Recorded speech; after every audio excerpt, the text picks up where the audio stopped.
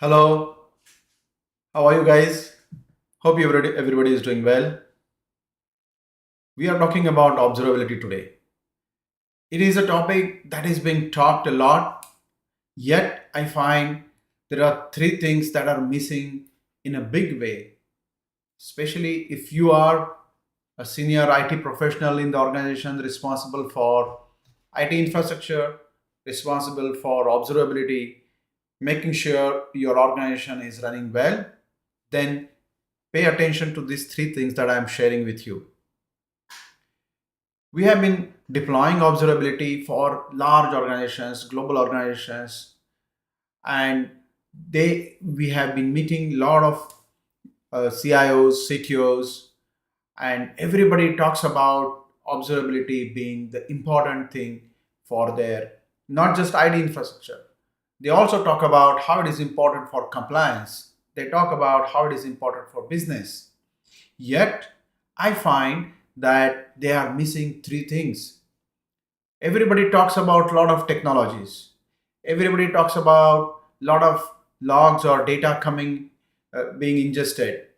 Everybody talks about how we are able to or how we want to reduce our mean time to detect, mean time to repair, or and get things back up.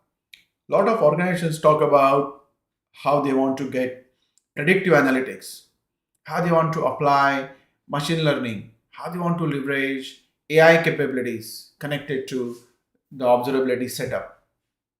So there is no dearth of talk, there is no dearth of documentation. Yet, when you look at the practical scenario, you find, or at least this is my observation, having met hundreds of CIOs and CTOs, that they are missing three things in a big way. So, if you are the senior person responsible for this, I hope you will leverage from these talks and deploy in your organization. So, what is the first thing that I find missing in a big way in all of these organizations is their ability to think about large scale ingestion to be in place. And what I mean by that is that everybody has multiple siloed implementations of uh, observability tools. You have your legacy tools, you have your tools for monitoring, tools for logging, tools for APM, multiple tools. But when you tell that when you are setting up unified observability, you will have data ingestion coming up to be 100 TB plus per day. And I feel that is what is lacking, that understanding or grappling with that reality. It's a reality. And frankly, 100 TB is a new normal. There are organizations who are pushing almost a petabyte of data per day or more. So there is no need to be afraid of this kind of a setup to be in place. It's new normal. But this is what number one thing that organizations are not ready with yet. And they are not able to orchestrate or they are not able to create a blueprint for ingesting all the data in one place. So this is number one. Number two, that as I said, there are so many tools already in place. So everybody thinks about that I'm going to replace one tool and bringing the new tool. But that is not going to be reality all the time. What is lacking is the ability to leverage existing tools and yet push data in one place and then creating your entire observability. That is something missing in a big way. So we have seen two important things that are missing. What is the third thing? And in my opinion, is the most important piece of their thinking that they need to have. That when you are looking at observability, are you able to connect it with your business outcome? We talked about technology. It need not necessarily remain as just a technology piece. or domain of technologist, are you able to connect with business outcome?